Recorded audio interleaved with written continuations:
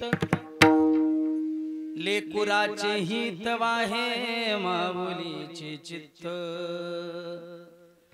ऐसी कळबळ्याची जाती करीला भाविन प्रीती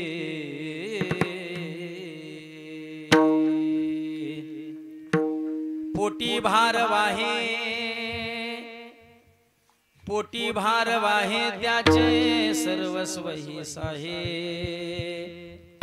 ऐसी कळवळ्याची जाती करीला भाविन प्रीती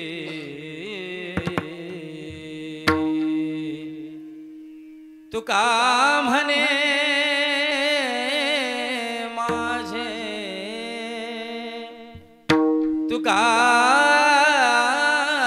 म्हणे माझे तुम्हा संतावरी बोझे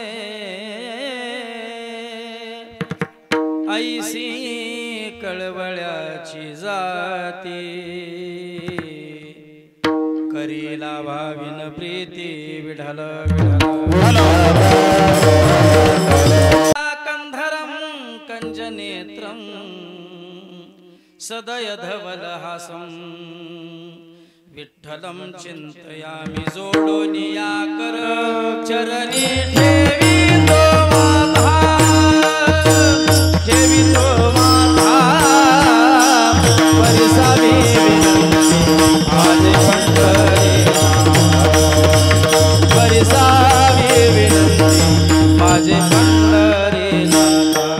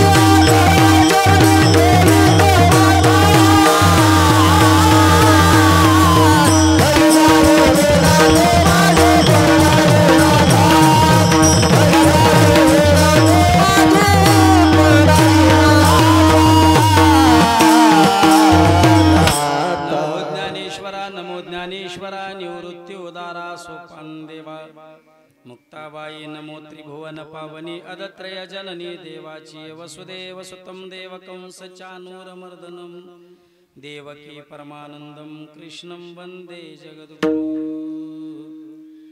नमो सद्गुरु तुकया ज्ञानदीप नमो सद्गुरु सच्चिदानंद रूपा नमो सद्गुरु भक्त कल्याण मूर्ती नमो सद्गुरु भास्करा पूर्ण कीर्ती अनुरेनुया थोकडा ओ अनुरेनुया थोकडा Oh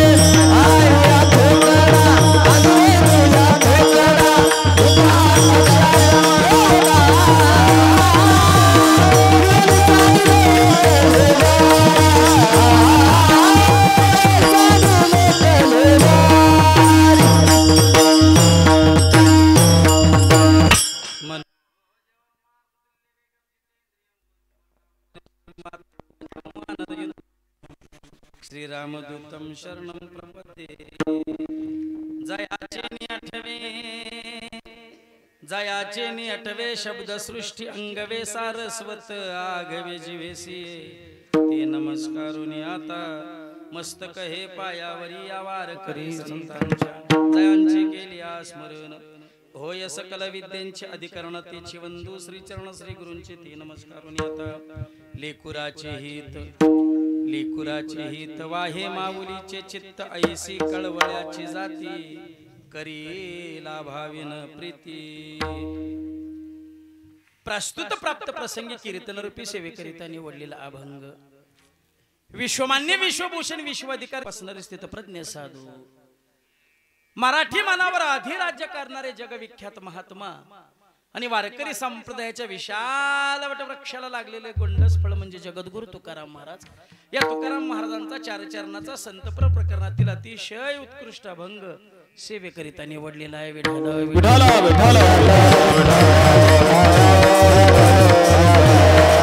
या अभंगाच्या माध्यमातून जगद्गुरु तुकाराम महाराज आई आणि लेकराचं रूपक करून संतांची विनवणी करतात. अभंगाचा भावार्थ करण्यापूर्वी अल्पसा परिहार निमित्त तुम्हाला सर्वांना ठाऊक आहे. आज या ठिकाणी आपल्या गावचे सुपुत्र श्री विलास संभाजी पानसरे, डॉक्टर श्री काकासो संभाजी पानसरे, तसेच श्री अशोक संभाजी पानसरे यांच्या पूज्य मातोश्री, तसेच सुशीला कुसुम इंदुबाई यांच्या पूज्य मातोश्री कैलासवासी अधिकाबाई संभाजी पानसरे यांचा हा प्रथम पुण्यस्मरण सोहळा. 1 वर्षापूर्वी या स्थितीला आईने आपला देह ठेवला आणि त्यांच्या जाण्याने ही तिथी पुनीत झाली. मग आपल्या आईच्या वर्षश्राद्धानिमित्त, आईच्या पुण्यस्मरणानिमित्त तिचं स्मरण होत असताना श्रद्धेनं नामचिंतन व्हावं, श्रद्धेनं नामस्मरण व्हावं हा उदात्त हेतू डोळ्यासमोर ठेवून आयोजित केलेली आजची कीर्तन सेवा, ज्यांच्या निमंत्रणातून इथे येण्याचा योगाला मृदंग सम्राट मृदंग रत्न मृदंग अलंकार हरिभक्तीपरायण आमचे विशालजी महाराज दाराडे महाराजांच्या निमंत्रणातून इथे येण्याचा योग आला आणि त्यांच्यामुळे तुम्हा संत मायबापाच्या दर्शनाचा योग आला. आदरणीय पूजनीय प्रमसिद्धी आमचे दत्त महाराज महाराजांच्या दर्शनाचा योग आला. आदरणीय पूजनीय प्रमसिद्धी आमचे शिवाजी महाराज बडगर महाराजांच्या दर्शनाचा योग आला. संगीत रत्न संगीत अलंकार गायनाचार्य हरिभक्तीपरायण आमचे मित्र अमोल महाराज करे महाराजांच्या दर्शनाचा योग आला. संगीत रत्न संगीत अलंकार गायनाचार्य हरिभक्तीपरायणचे महेश महाराज महाराजांच्या दर्शनाचा योग आला. आदी सर्व गुणीजन टाळकरी मंडळी आणि तुम्हा संत मायबापाच्या दर्शनाचा योग आला. विठ्ठल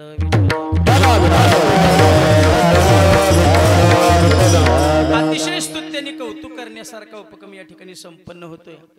आपल्या आईच्या वर्षश्राद्धानिमित्त या ठिकाणी नामचिंतन व्हावं, संतांचं पूजन व्हावं, अगदी हरिनाम संकीर्तन, संतांचे पूजन, घालू लोटांग नमः हा हेतू डोळ्यासमोर ठेवून आयोजित केलेली आजची कीर्तन सेवा आहे. विठ्ठल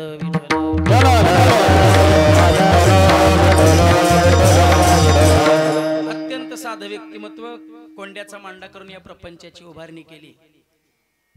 एक आदर्श पत्नी, एक आदर्श आई, एक आदर्श सासू, एक आदर्श आजी, अशा अनेक भूमिका ज्यांनी आपल्या आयुष्यामध्ये अत्यंत उत्कृष्टपणे निभावल्या. अतिशय संपूर्ण कुटुंबाचं आवडीचं व्यक्तिमत्व, सर्वांवर भरभरून प्रेम करणारं व्यक्तिमत्व. आईने 1 वर्षापूर्वी आपला देह ठेवला आणि संपूर्ण या पानसरे कुटुंबावरती एक दुःखाचा डोंगर कोसळला.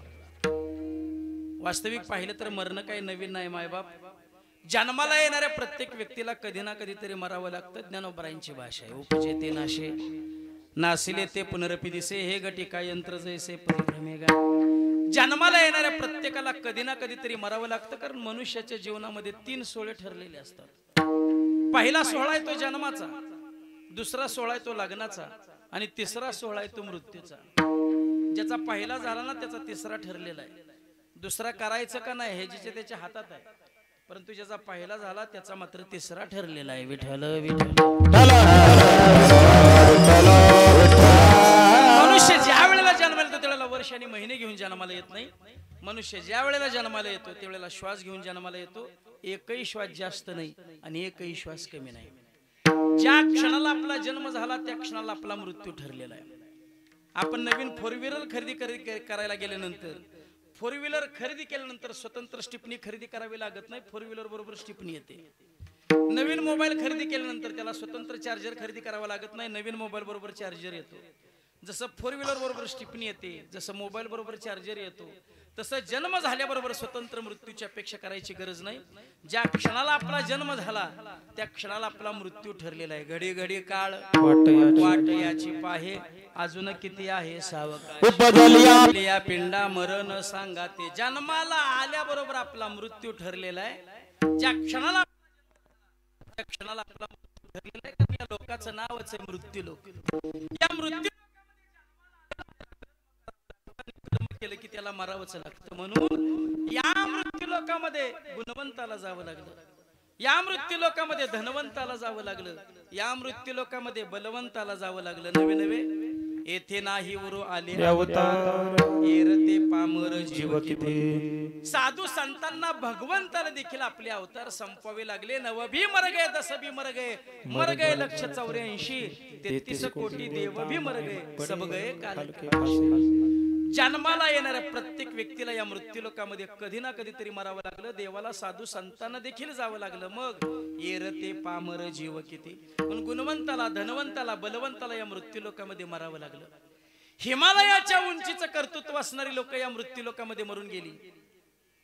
छत्रपती शिवाजी महाराज, धर्मवीर संभाजी महाराज, हिंदू हृदय सम्राट बाळासाहेब ठाकरे, आराराबा पाटील, पतंगरावजी कदम, विलासरावजी देशमुख, गोपीनाथरावजी मुंडे, हिमालयाच्या उंचीचं कर्तृत्व असणारी लोक या मृत्यू लोकामध्ये मरून गेली. का? क्षणभंगूर नाही हा देह नाशिवंत, मळमूत्रांचा बांधा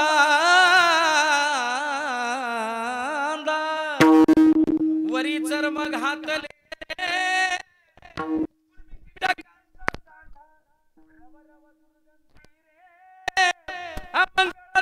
बांधा स्मृत्य हरिहारा, शरण जाई बा गोविंदा,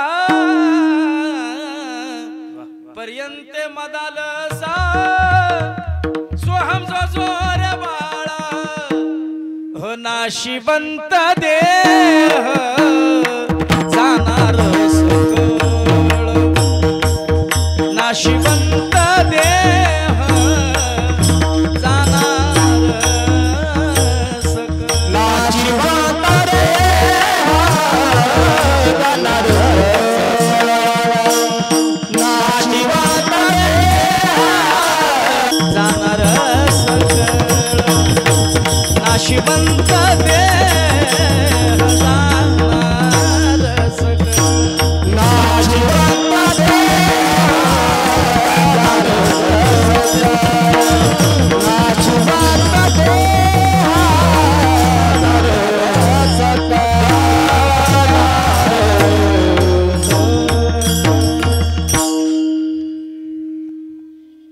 आजा मेला पंजा मेला बाप मसना गेला, देखत देखत नातू पंतू तोही तैसा झाला. एक ना एक दिवस गायक जातील, वादक जातील, कीर्तनकार जाईल, समोर बसलेला प्रत्येक व्यक्ती एक ना एक दिवस मरून जाईल. नवे नवे तुमच्या गावातला प्रत्येक व्यक्ती एक ना एक दिवस मरून जाणार हे निश्चित. हो जिंदगी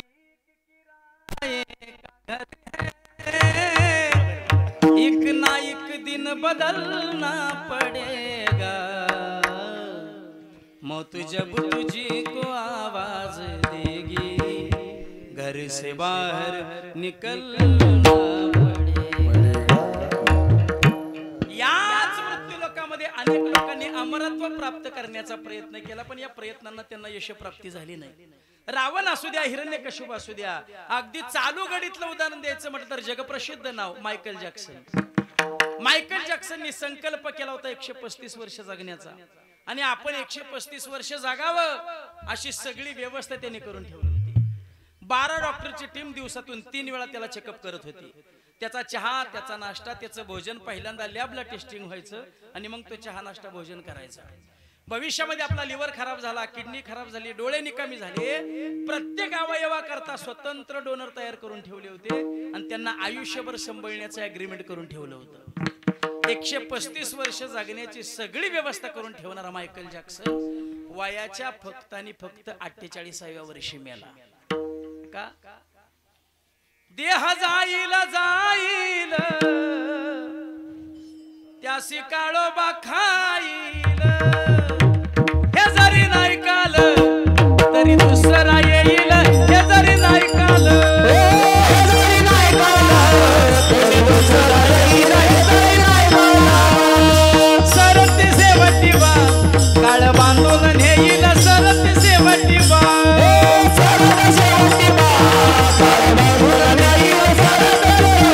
एका जनार्दनी आमचं काय बजाईल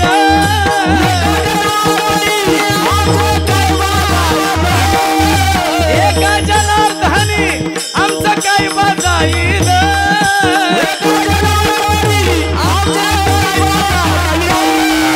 पिंगळा पिंगळा पिंगळा पिंगळा पिंगळा महाद्वारी बोल बोली तो देखा पिंगळा महाद्वारी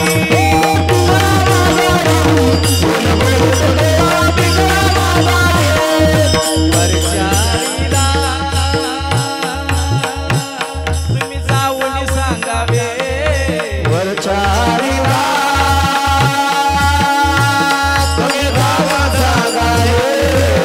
पाटील बुवाला मग लावून यासवे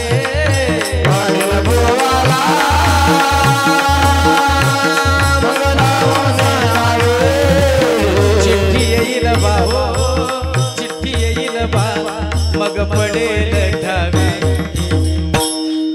पिंगळा महाद्वारी बोल बोली तो देखा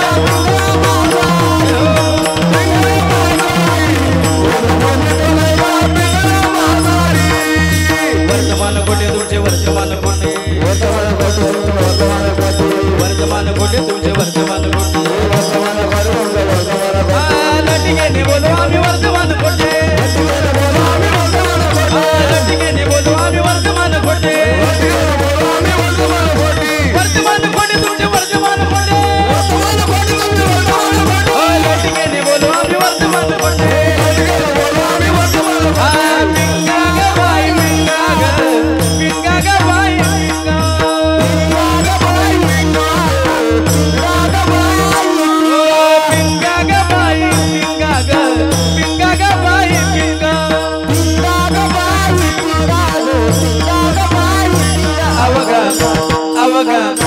अवगा धांगड भिंगा अवगा धांगड भिंगा अवगा धांगड भिंगा अवगा धांगड भिंगा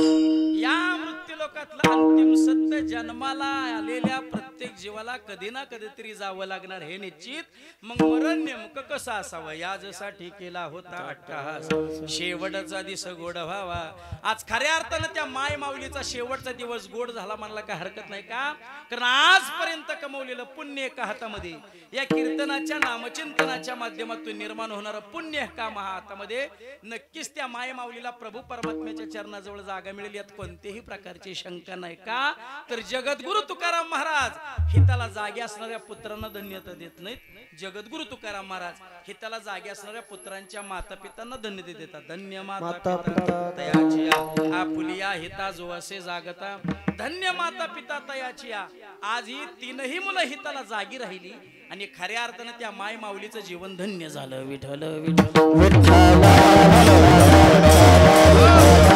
कारण आई वडील गेल्यानंतर त्यांचं श्राद्ध करणं त्यांचं पुण्य स्मरण करणं हे जीवाच्या मागचं एक नैमित्तिक कर्म आहे आणि हे नैमित्तिक कर्म जी मुलं करतात त्यांना शास्त्र सुसंतती किंवा चांगली मुलं असं मानतं आता तुम्ही म्हणाला आई वडील गेल्यानंतर त्यांचं श्राद्ध करणं त्यांचं पुण्य स्मरण करणं हे जीवाच्या मागचं एक नैमित्तिक कर्म आहे मग जिवंतपणे नाही सांभाळले तर चालतील का ते तसं नाही बरं नाहीतर ते कसं व्हायचं, म्हातारं तर असलं ताकाला लाडू वाटलं लोकाला, विठ्ठल विठ्ठल.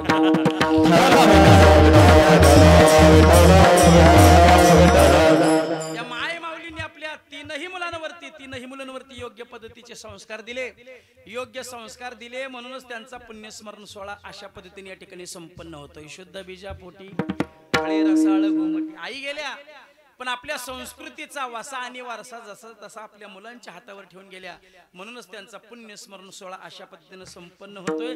नक्की त्यांच्या करता बोलावं लागेल. उत्तमची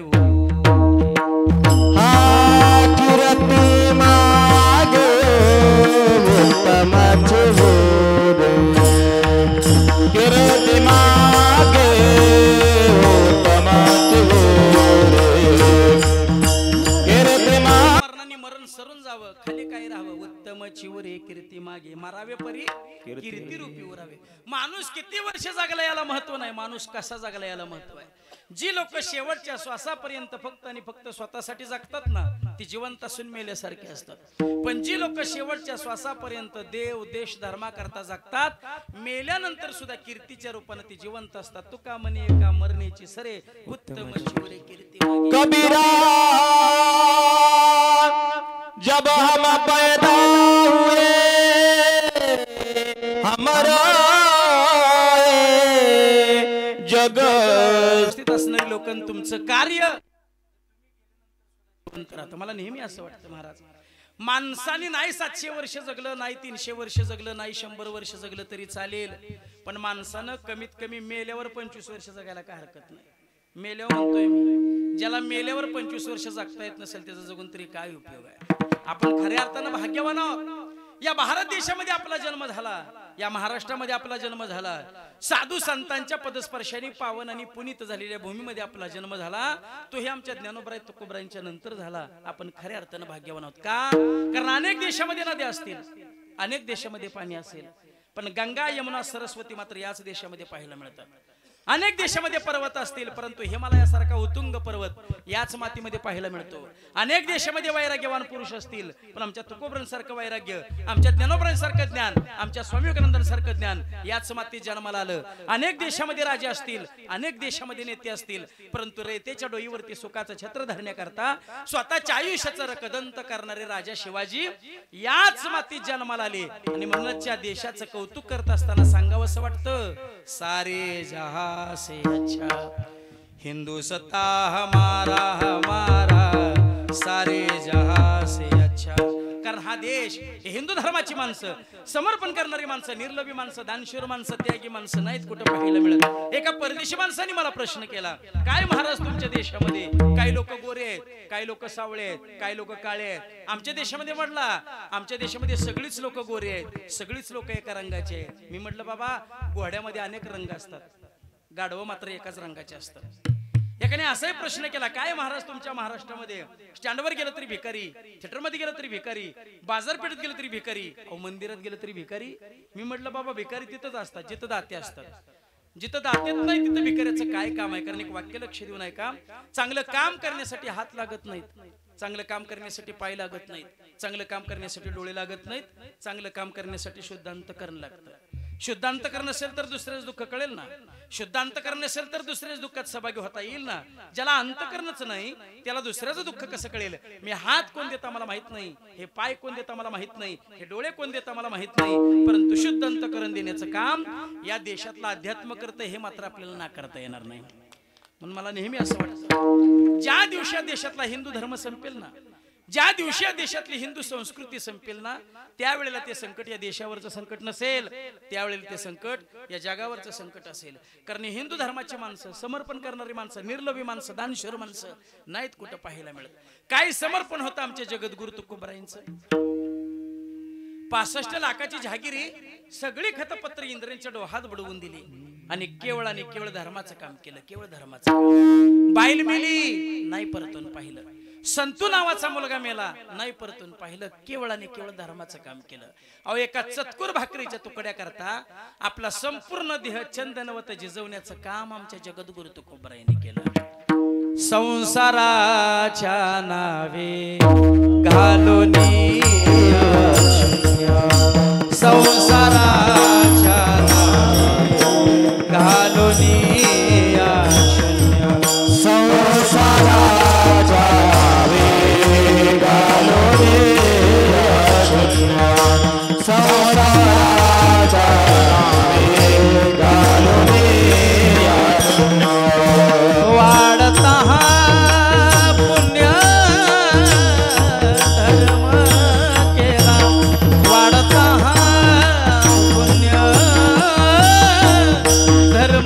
केला हरी आमच्या ज्ञानोबरायांचं 700 वर्ष होत आली. आजही आमचा त्यांच्या शब्दांवर विश्वास आहे. ती अक्षरे नव्हती देखा ब्रह्म साम्राज्य दीपिका अर्जुनाला गे चेतकळी उधळल्या श्रीकृष्णे. कोवळ्या वयामध्ये पाठीवर लाता खाल्ल्या. आज माऊलींचे पाय शिवण्याकरता लाखोंची गर्दी आहे. इंद्रायणीमध्ये कुणी स्नान करू दिलं नाही. आज माऊलींचं नाव घेऊन स्नान करण्याकरता लाखोंची गर्दी आहे. मांड भाजण्याकरता मांड खाण्याकरता भांड मिळालं नाही. आज चांदीच्या ताटावर चांदीच्या पाटावर नैवेद्य आहे. संत होते तर समाजाला कधीच कळले नाहीत. जगातला सर्वात मोठा चमत्कार आमच्या विश्वमाऊली ज्ञानोबरायांनी केला. ऐका, एका बाईला एका मुलाची आई होण्याकरता 18 वर्ष पूर्ण लागतात. एका बाईला एका मुलाची आई होण्याकरता 18 वर्ष पूर्ण लागतात.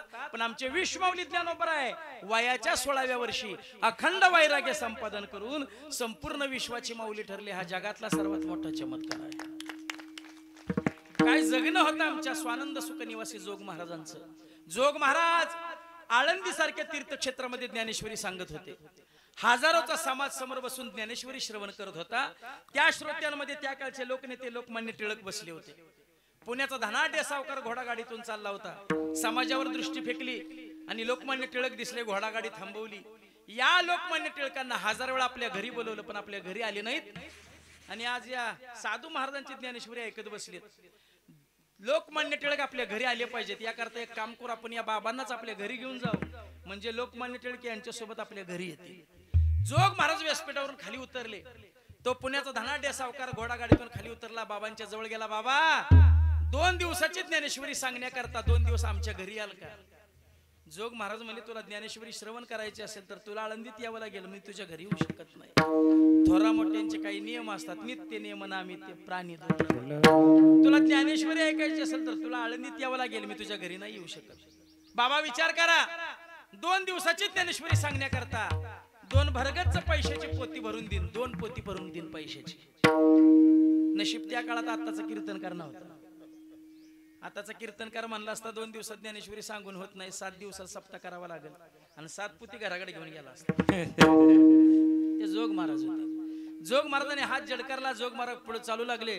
तो पुण्याचा धनाढ्य सावकार जोग बाबांच्या पुढ्यात पुन्हा उभा राहिला. बाबा विचार करा, 2 दिवसाची ज्ञानेश्वरी सांगण्याकरता 2 भरगच्च पैशाची पोती देणारा या महाराष्ट्राच्या पाठीवर एकटाच पट्ट्या म्हणे. विचार करा. जोग महाराजांनी त्याला उत्तर दिलं, 2 दिवसाची ज्ञानेश्वरी सांगण्याकरता 2 भरगच्च पैशाची पोती देणारा या महाराष्ट्राच्या पाठीवर तू एकटाच पट्ट्या छील, पण एवढ्या संपत्तीला लात मारणारा जगाच्या पाठीवर एवढाच पट्ट्या आहे म्हणे.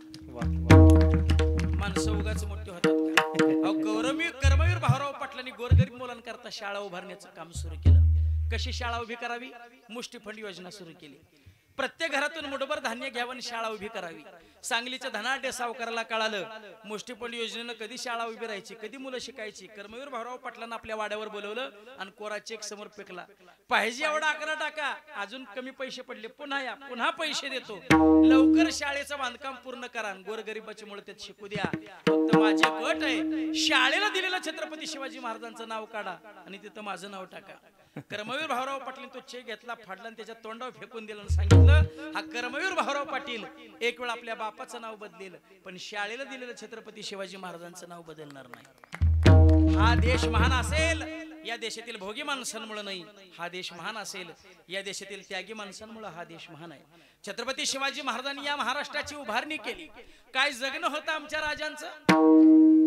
18 पगड जाती 12 बलुतेदार यांना एकत्रित घेऊन छत्रपती शिवाजी महाराजांनी या स्वराज्याची उभारणी केली. एक एक मावळा छत्रपती शिवाजी महाराजांनी या स्वराज्यामध्ये सामील केला. प्रत्येक मावळा या स्वराज्याकरता, या महाराष्ट्राकरता, छत्रपती शिवाजी महाराजांकरता प्राणाची आहुती देण्याकरता तयार होता. महाराजांना पन्हा गटानं ही गोष्ट फार महत्त्वाची.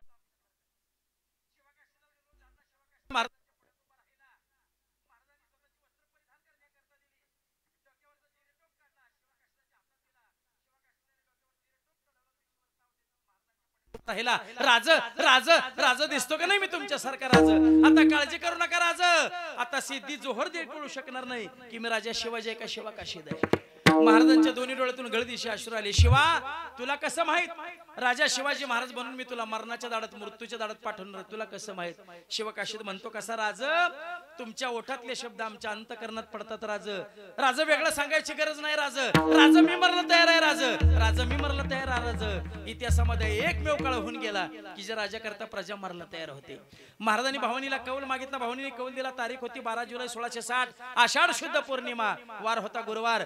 सगळी जबाबदारी बाजीप्रभू देशपांड्यांवर देण्यात आली. 600 मावळे घेऊन बाजीप्रभू देशपांडे सकाळी 10 वाजता दरवाजा उघडला. वरनं धोधो धोधो धोधो पाऊस पडत होता, पण मावळ्यांच्या अंगातून घाम गळत होता, कारण स्वराज्याची जोखीम खांद्यावर होती आणि राजाला गडावरती पोस्ट करून देण्याची जबाबदारी होती. वेडा जवळ आला होता. वेडा 200 पावलावर, वेडा 50 पावलावर. आता मावळ्यांचं पाऊल वेड्यात पडलं होतं. ठरल्याप्रमाणे 2 पालख्या सज्ज झाल्या. एका पालखीत छत्रपती शिवाजी महाराज बसले आणि एका पालखीत छत्रपती शिवाजी महाराजांचा वेश घेऊन शिवाकाशीत बसले. काही जिगरबाज मावळ्यांनी महाराजांची पालखी उचलली. महाराजांची पालखी आडरानं पशार झाली. शिवाकाशीदाची पालखी राजमार्गाने सिद्धी जोहरच्या शामियानाच्या बाहेर आणून थांबवली. सिद्धी जोहरला आनंद झाला. आव शिवा आव, आलिंगन देणार. एवढ्यात शेजारी उभे असलेले 2 संशय डोळीने संशय घेतला. सिद्धी हमारे साथ दगावर आहे. सिद्धी सिद्धी राजा शिवाजी नहीं हो सकता. मिठी सोडून दिली. मेहनतली तलवार काढल्यानी ते 2 संशय डोळे म्हणजे अफजल खानाचा थोरला मुलगा फजल खान त्याच्या नरड्याला लावली. ए काफिर क्या बोल रहा है तू, क्यों राजा शिवाजी नहीं हो सकता? तेवढा फजल खान बोलतो कसा, जेवढा छत्रपती शिवाजी महाराजांची आणि अफजल खानाची भेट झाली ना, तेवढा कृष्णाजी भास्करांनी महाराजांच्या कपाळावर वार केला होता. त्या वाराची खून दिसत नाही. ज्यार ते खून दिसत नाही त्यार ते हा राजा शिवाजी नाही, हा दुसराच फिरंगी असला पाहिजे. फजल खानच्या नरड्याची तलवार काढली. शिवाकाशीदाच्या नरड्याला लावली. सच बता तू राजा शिवाजी है या और कोई है? तेवढ्यात शिवा काढला. जन्माला येताना शिवा काशीद म्हणून जन्माला आलो होतो. जन्माला येताना शिवा काशीद म्हणून जन्माला आलो होतो. मरताना आज राजा शिवाजी महाराज बनून मरतोय. मरताना आज राजा शिवाजी महाराज बनून मरतोय. पुढे गाजापूर नावाचं गाव लागलं. तिथं खिंड लागली. बाजीप्रभू देशपांड्यांनी छत्रपती शिवाजी महाराजांना मुजरा केला आणि तो मुजरा बाजीप्रभू देशपांड्यांच्या जीवनातला शेवटचा आणि अखेरचा मुजरा ठरला. राजा जावं तुम्ही गडावर. राजा जोपर्यंत तुम्ही गडावरती पोस्ट होत नाहीत ना, तोपर्यंत एकाही शत्रूला खिंडीतून वरती येऊन देत नाही. का तर लाख मेले तरी चालतील, लाखाचा पोशिंदा जगला पाहिजे. जावं तुम्ही गडावर. छत्रपती शिवाजी महाराजांनी सांगितलं, बाजी या महाराष्ट्राला तुमची गरज आहे. बाजी या स्वराज्याला तुमची गरज आहे. बाजी आम्ही गडावर पोचल्याबरोबर तोफेचा कडकडा देऊ. बाजी तोफेचा कडकडा दिल्याबरोबर तुम्ही आमच्या पाठी निघून या. बाजी या महाराष्ट्राला तुमची गरज आहे. बाजी पालखी पुढे सरसावली. बाजीप्रभू देशपांडे गर्दिशी वळले. हाताच्या मुठी वळल्या. दात कर कर खाऊ लागले आणि बाजीप्रभू देशपांडेंनी गर्जना केली, हर हर. युद्ध सुरू झालं. शरीर लढायला तयार नव्हतं, पण मन मात्र धरणीवर पडायला मागत नव्हतं. माझा मित्र जगला पाहिजे, माझा राजा जगला पाहिजे, माझा स्वराज्य जगलं पाहिजे. एवढा धाड दिशी तोफेचा आवाज आला. जसा तोफेचा आवाज आला तसा बाजीप्रभू देशपांड्यांना आनंद झाला. कशाचा? जागण्याचा नाही, मरण्याचा आनंद झाला. माझा मित्र जगला, माझा राजा जगला, माझं स्वराज्य जगलं, आता मरायला हरकत नाही. ज्या दिवशी जालियनवाला बाग हत्याकांड झालं ना, जालियनवाला बाग हत्याकांड झालं, तेव्हा इंग्रजांच्या बंदुकीतल्या गोळ्या संपल्या. तेवढ्याला भारतीयांचं मरण थांबलं. बागेतील सगळी जमीन ओली चिंब झाली. पाण्याने नाही, भारतीयांच्या रक्ताने जमीन ओली चिंब झाली. 9 वर्ष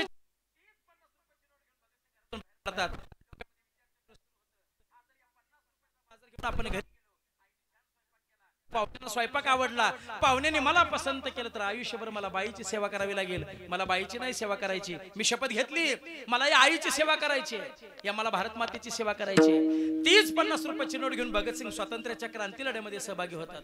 एक दिवस भगतसिंग संसदेवर बॉम्ब टाकतात. भगतसिंगांना अटक होते. भगतसिंगांना वरती राजद्रोहाचा खटला चालून देतो.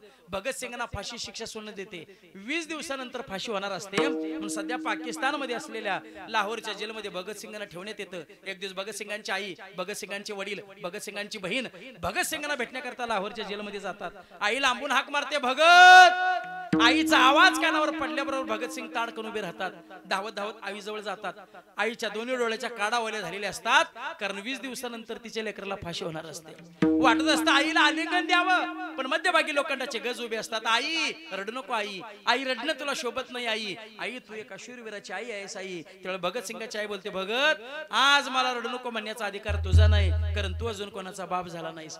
ज्या दिवशी तू कोणाचा बाप होशील, तुझा तरणा बाण पोरगा तुझ्या देखत मरेल, त्यावेळेला तुला कळेल आईचं मातृत्व काय, पित्याचं पितृत्व काय. आज मला रडू नको म्हणण्याचा अधिकार तुझा नाही. भगतसिंग बोलतात, आई बाबा मला फाशी दिल्यानंतर माझं प्रयत्न नाही करता, तुम्ही येऊ नका, काकांना पाठवून द्या. आई विचारते का रे भगत. त्यावेळी भगतसिंग बोलतात, अगं आई, अगं मी फासावर जात असताना तू समोर असशील आणि मी फासावर चाललोय म्हटल्यानंतर आई तुझ्या डोळ्यात अश्रू येतील आणि तुझ्या डोळ्यातले अश्रू पाहिल्यानंतर आई माझ्या डोळ्यात अश्रू आल्याशिवाय राहणार नाहीत का आई. आई आई मला रडत रडत नाही फासावर जायचं. आई आई आई मला हसत हसत फासावर जायचंय का.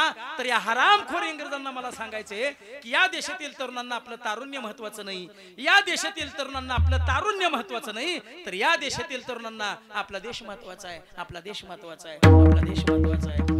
ज्या दिवशी भगतसिंगांना फाशी होते ना, त्या दिवशी भगतसिंगांचं वय जर 80 वर्षाचं असतं तर आजच्या कीर्तनामध्ये भगतसिंगांचं नाव निघालं नसतं. ज्या दिवशी भगतसिंगांना फाशी होते ना, त्या दिवशी भगतसिंगांचं वय 22-23 वर्षाचं होतं. जीवन जीवन समर्पित केलं तुमच्या आमच्या करता. या विचारांची आणि या संस्कारांची या महाराष्ट्राला गरज आहे.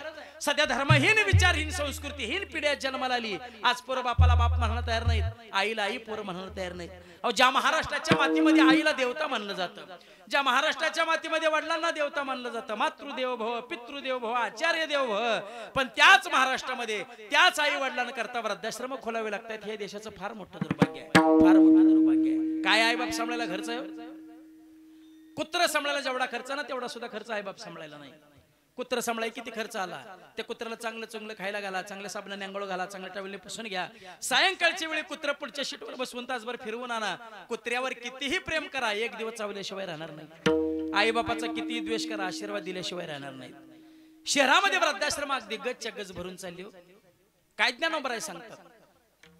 सकळ तीर्थाची ये धुरे, जी एका माता पितरे तया सेवेसी किर शरीरे लोन किजे.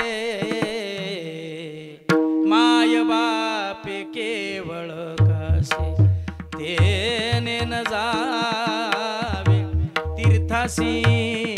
माय बापे केवळ काशी. आई वडिलांसारखं तीर्थक्षेत्र या जगाच्या पाठीवर नाही. म्हणून आई वडिलांची सेवा करून देव मिळवता येतो. देवाची सेवा करून आई बाप मिळवता येत नाहीत. आई बापाची सेवा करून देव मिळवता येतो. पुंडलिकाचं उदाहरण जग प्रसिद्ध आहे. म्हणून आजच्या कीर्तनातून एक वाक्य घेऊन चला. ज्याला असं वाटतं ना की आपण नित्य परमार्थिक व्हावं, ज्याला असं वाटतं ना आपल्या हातून सतत परमार्थ घडावा, त्यांनी दोन गोष्टी करा.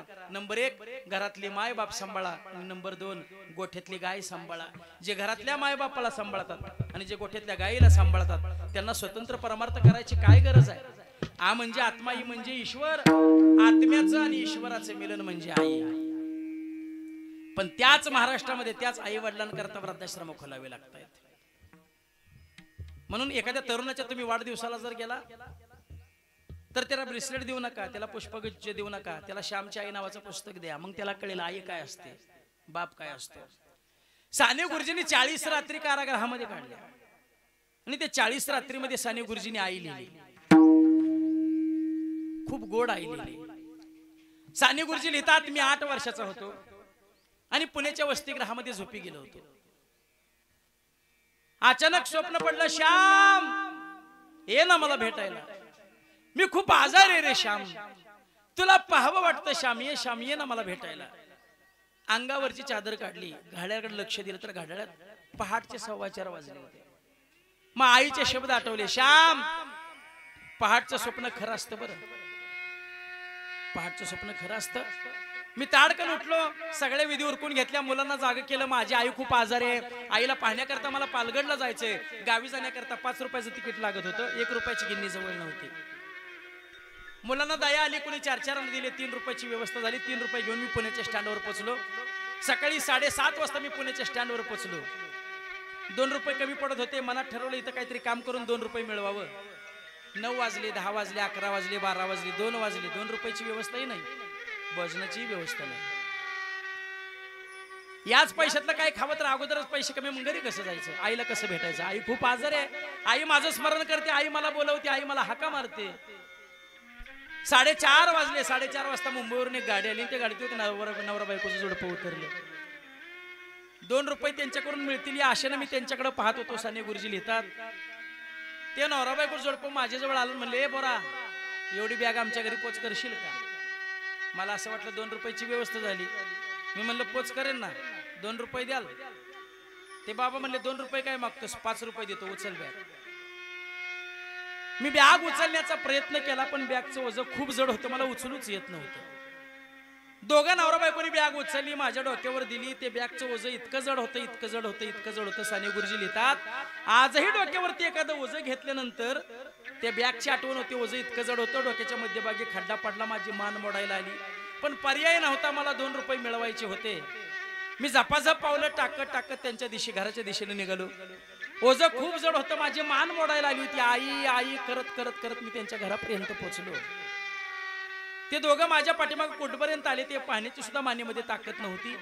भिंतीचा आधार घेत घेत घेत मी बॅग खाली सोडण्याचा प्रयत्न केला, पण बॅगचं ओझं खूप जड होतं. बॅग माझ्या हातून निसटली, खाली पडली. तिचं लॉक तुटलं, तिचं 2 तुकडे झाले.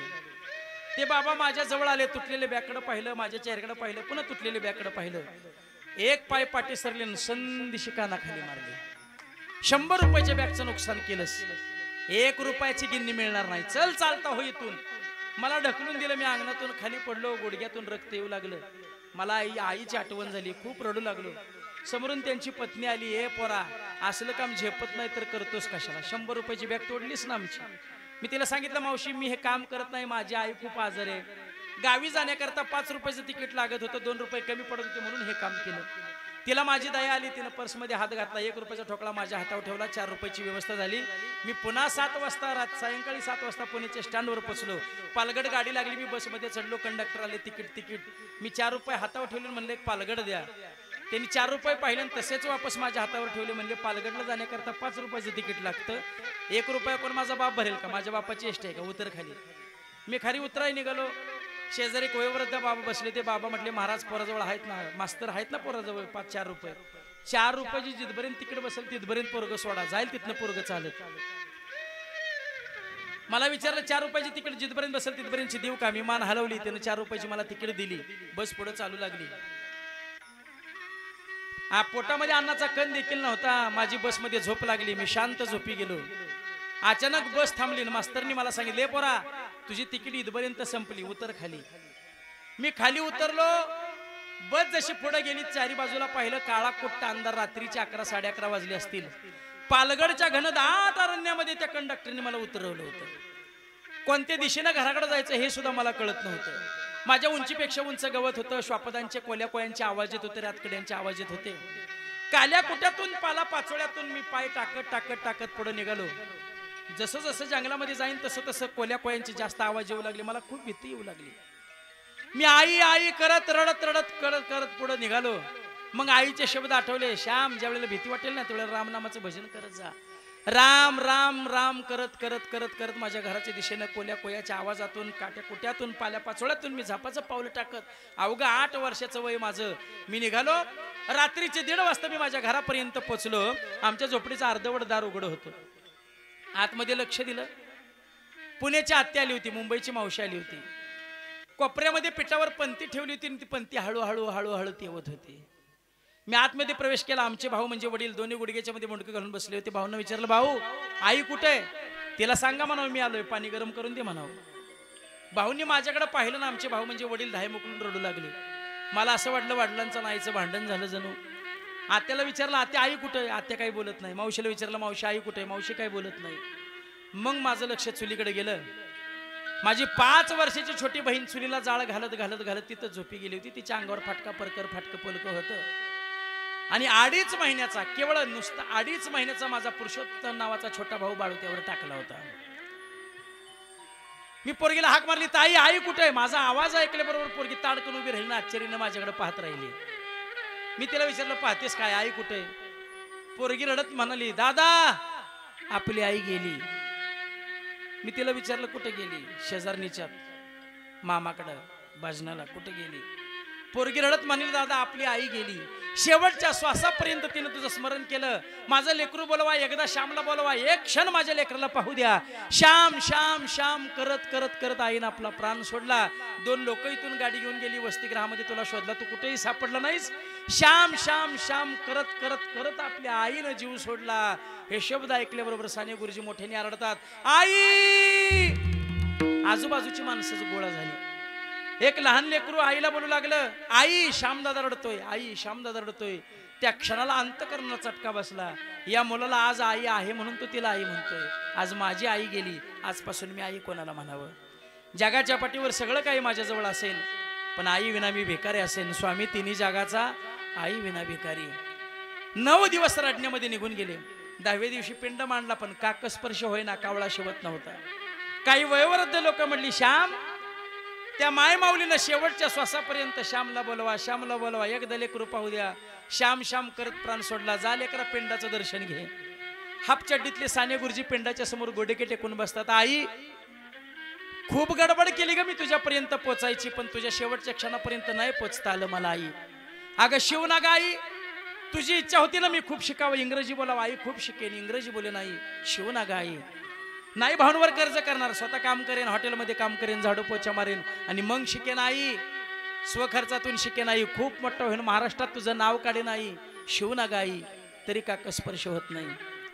आत्या जाते काकस्पर्श होत नाही, मावशी जाते काकस्पर्श होत नाही. वडील जातात शिवा, माहित आहे लहान मुलं आहेत, नाही दुसरं लग्न करणार शिवा, तरी काकस्पर्श होत नाही. मग 5 महिने 5 वर्षाची छोटी बहीण जाते. कुठून येतं ज्ञान या मुलांना? ज्यावेळेला आई वडील लहान वयात सोडून जाते. 1.5 वर्षाची होती मुक्ताबाई. अर्ध्या रात्री आई वडील सोडून गेले. देवांचे देव ज्ञानदेवांना मुक्ताबाईनं उपदेश करावा, मिथ्या कल्पना मागे सारा, ताटी उघडा ज्ञानेश्वरा. मुक्ताबाईंनी जर ताटी उघडण्याकरता लावली नसती, उपदेश केला नसता, तर ज्ञानेश्वरी सारखा ग्रंथच तुमच्या आमच्या हातात पडला नसता. फटका परकर, फाटक पोलक, त्या पोरगीच्या अंगावर पोरगी गुडघे टेकून बसते. आई शिव ना ग आई, सारखी ओरडायचीस ना, स्वयंपाक शिकत नाहीस, बाहेर फिरतेस. अजिबात बाहेर फिरणार नाही आई, सगळा स्वयंपाक शिकेन, भावना जीव घालेन, पुरुषोत्तमाला सांभाळेन, श्यामदादाला जीव घालेन. का तुला माझी काळजी वाटते? माझी येणीपणी कोण करेल?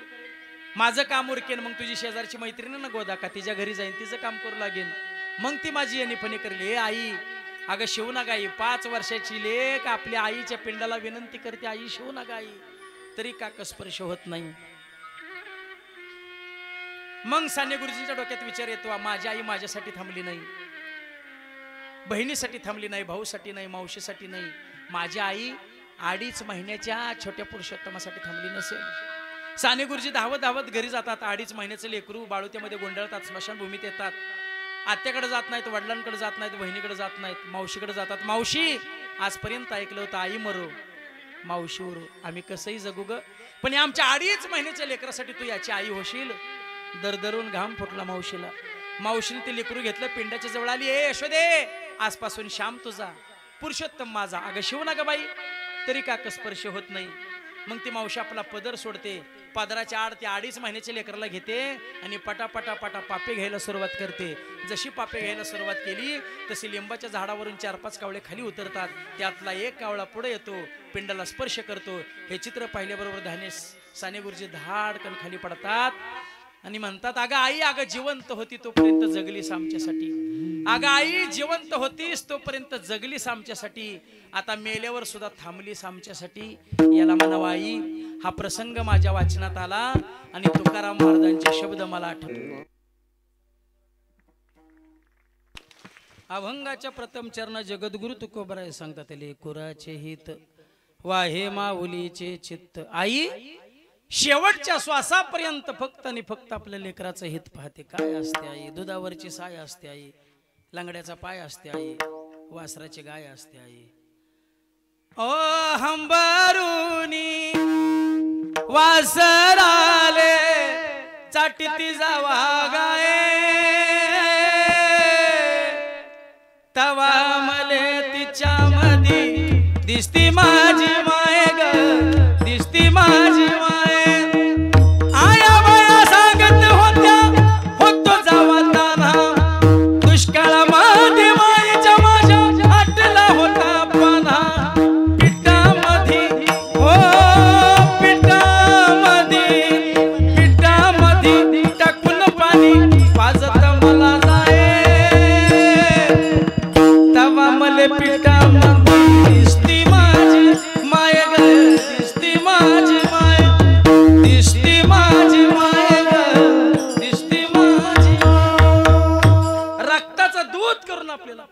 रक्ताचं दूध. पोरं म्हणतात, आई आमच्यासाठी काय केलं? बाबा आमच्यासाठी काय केलं, आईनं आपल्यासाठी काय केलं हे पाहायचंय ना, तर 2 किलो 2 दिवस 2 किलोचा दगड 2 दिवस पोटावर बांधून फिरा, तुम्हाला कळेल आईनं आपल्यासाठी काय केलं.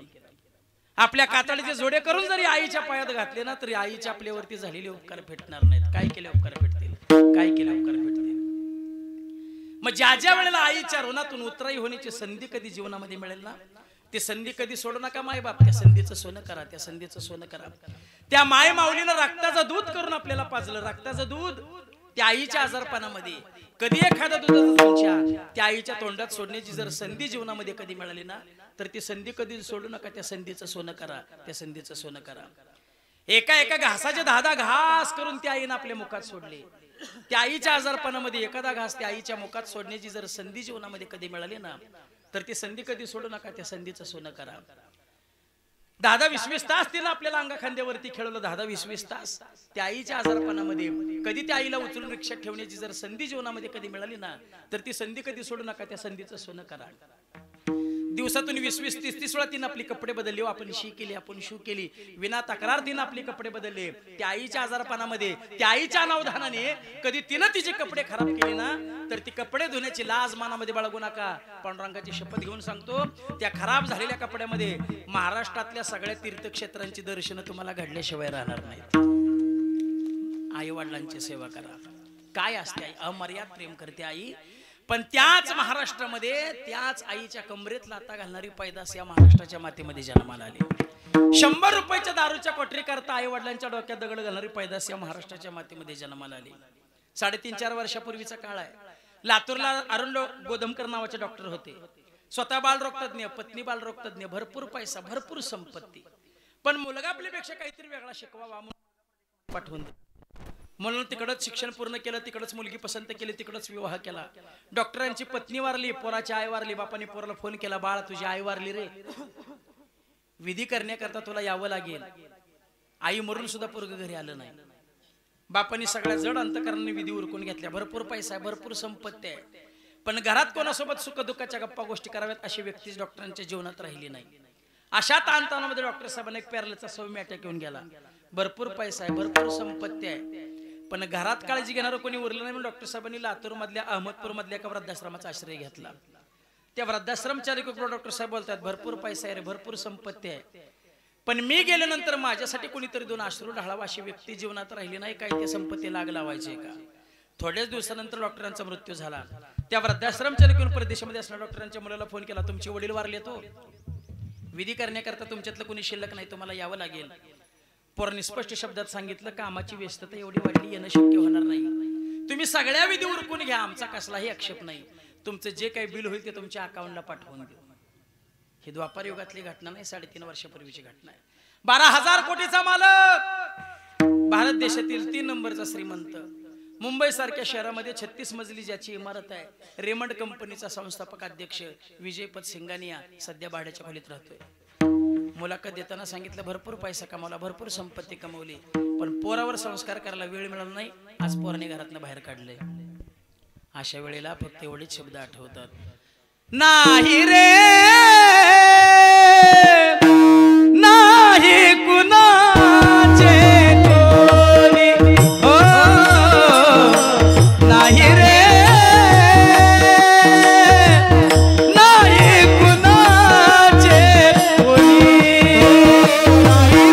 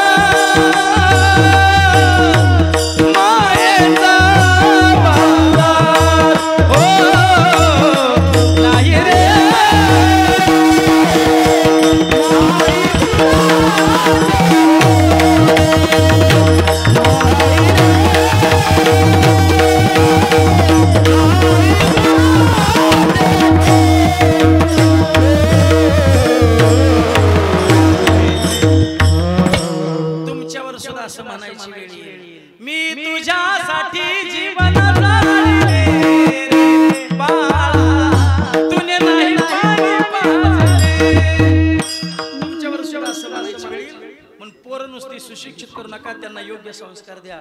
पोरं काय कमी हुशार नाहीत, पोरं भरपूर हुशार आहेत. आबाव आहे तो संस्कारांचा आबाव आहे. पोरं काय कमी हुशार आहेत. 5 वर्षाच्या पोराच्या हातात कोणत्याही कंपनीचा अडून मोबाईल द्या, त्या मोबाईल मधली जेवढी पोराच्या बापाला अक्कल नाही तेवढी पोराला अक्कल आहे. पोरं काय कमी हुशार आहे. गुरुजींनी विद्यार्थ्यांना सांगितलं, पोरांनो रेल्वेचं चित्र काढा. सगळ्या पोरांनी रेल्वेचं चित्र काढलं. एका पोरानं नुसताच बोगदा काढला. गुरुजी म्हणले रेल्वे कुठे आहे? ते म्हणलं बोगद्यात शिरली ना. सगळ्याला मार्क दिलेला मार्कच दिला नाही. ते म्हणलं गुरुजी मला मार्क. गुरुजी म्हणले रेल्वे बोगद्यात बाहेर पडले होते. पोरं काय कमी हुशार नाहीत, पोरं भरपूर हुशार आहेत. आबाव आहे तो संस्कारांचा आबाव आहे. आपल्या मुलाला आई बाप कळले पाहिजेत. म्हणून आई वडिलांनी सुद्धा मुलांच्या समोर स्वच्छ जीवन जगलं पाहिजे. बापच जर पोरासमोर दारू पित असेल तर पोरग का गांजा फुकणार नाही. बापच जर शोले पाहत असेल तर पोरग का गब्बर होणार नाही. आई बापांनी मुलांच्या समोर स्वच्छ जीवन जगलं पाहिजे. हो, मुलं कमरत लाता जरी आईच्या घातल्या तरी आई शेवटच्या श्वासापर्यंत फक्त आणि फक्त आपल्या लेकराचं हित पाहते. त्याला म्हणायचं आई. इतका आई आपल्या लेकरावरती प्रेम करत असते. एका लेकराने आपल्या आईला वृद्धाश्रमामध्ये आणून ठेवलं. 10 वर्ष आई वृद्धाश्रमामध्ये राहिली.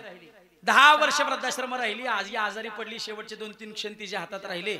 पोरगा आईला भेटायला गेला. आई सांग तुझी शेवटची इच्छा काय? आई म्हटली वृद्धाश्रमात ठेवून का होईना माझा सांभाळ केलास. काय आता करू नकोस, काही करू नकोस माझ्यासाठी. नाही, मला असं वाटतं तुझ्यासाठी काहीतरी करावं. आई म्हणली एक काम कर, वृद्धाश्रमात 10 खोल्यात, प्रत्येक खोलीत एक पंखा बसवून टाक.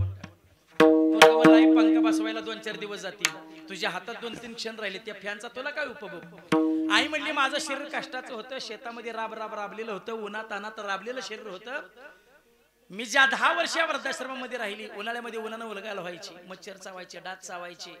माझं शरीर कष्टाचं होतं म्हणून मला ते सहन झालं. पण ज्या वेळेला तुझी मुलं तुला या वृद्धाश्रमामध्ये आणून ठेवतील ना, हे पोरा तुला जिवंतपणे प्रेम करेल यात नवल नाही. मेल्यावर सुद्धा आई आपल्या लेकरावर प्रेम करत असते. आळंदी सारख्या तीर्थक्षेत्रामध्ये एक साधू महाराज 12-12 तास मृदंग वाजवत बसायचे. साधू महाराज मृदंग वाजवायला बसले की एक बकरी यायची आणि 12-12 तास महाराजांचा मृदंग ऐकत बसायची. मृदंग ऐकताना तिच्या डोळ्यातून अश्रूच्या धारा व्हायच्या.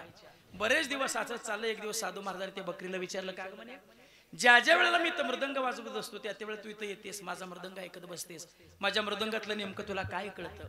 बकरी बोलू लागली, तुम्ही मृदंगातलं काय वाजवता यातलं मला काही सुद्धा कळत नाही, पण तुम्ही ज्या वेळेला मृदंगावरती थाप मारता त्या वेळेला मला असा भास येतो, माझ्या आई मला हाका मारते, माझी आई मला बोलवते, कारण तुमच्या मृदंगाला लावलेलं कातडं हे माझ्या आईच आहे.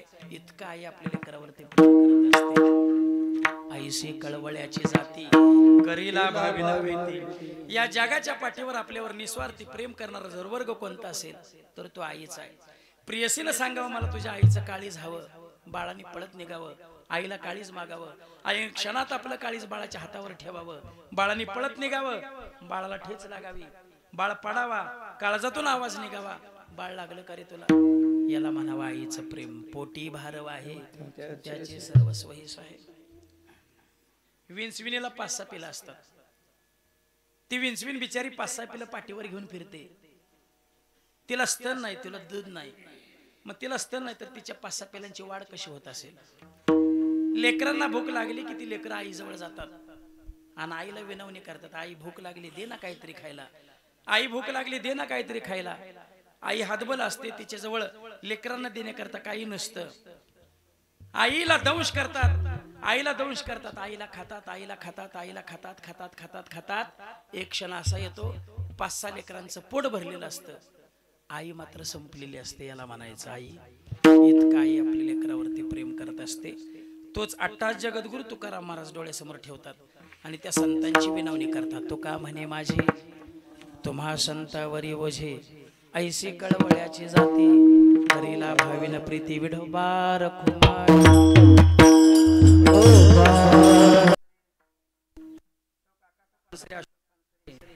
यांच्या पूज्य कैलासवासी बाई संभाजी पानसरे यांचा प्रथम पुण्य सोहळा. 1 वर्षापूर्वी याच स्थितीला आईने आपला देह ठेवला. आले देवाजीच्या मना तेथे कोणाची चालीना, किंवा जो आवडतो सर्वांना तोची आवड देवाला. आणि या 6 मुलांच्या जीवनातली आई निघून गेली, त्यांच्या जीवनातलं प्रेम निघून गेलं, त्यांच्या जीवनातली माया निघून गेली. अगदी कोंड्याचा मांडा करून या प्रपंचाची उभारणी केली. जीवनामध्ये काही गोष्टी अशा असतात ज्या मुलांना सांगता येत नाहीत, ज्या नातवंडांना सांगता येत नाहीत, ज्या भावांना सांगता येत नाहीत, त्या फक्त पत्नीला सांगता येतात. अशा बाबांच्या जीवनातली एक पत्नी निघून गेली.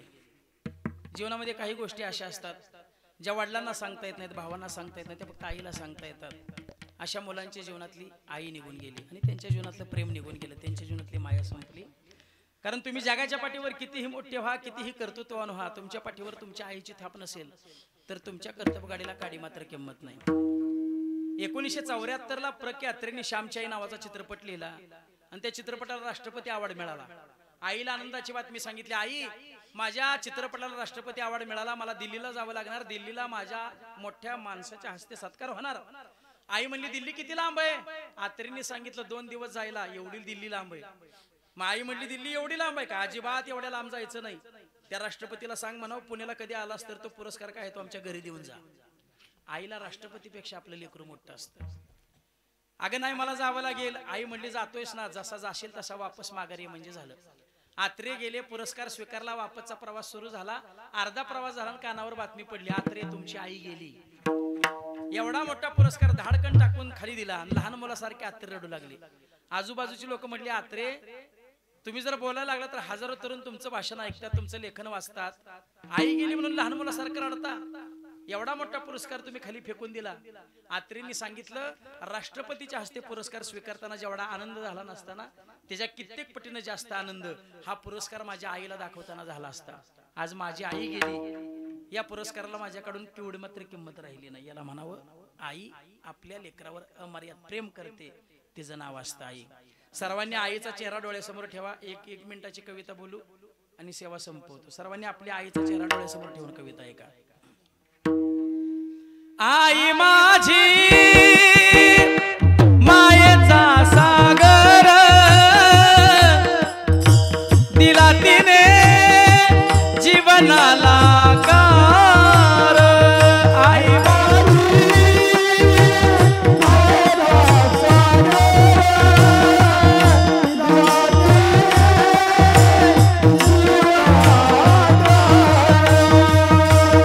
आई वडील माझे थोर काय सांगू त्यांचे उपकार. जीवनाच्या वाटेवरती किती असतो त्यांचा आधार.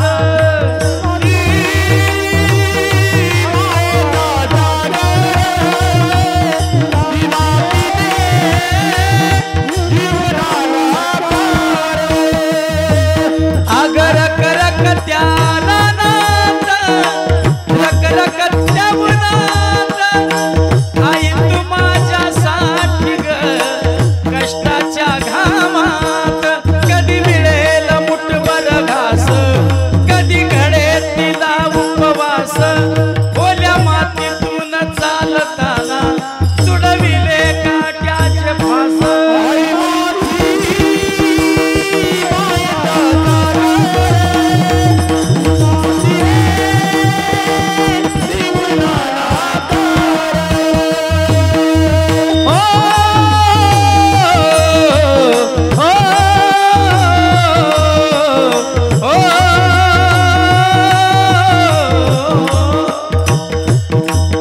अगन भीची चांदणी तू ग चंद्राची कोर ग. शीतल तुझी छाया मला हवी जीवनभर.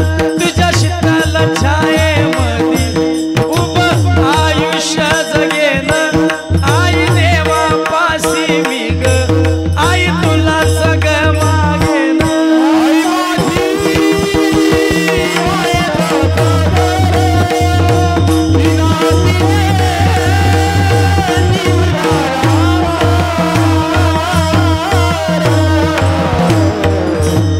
देवा तुका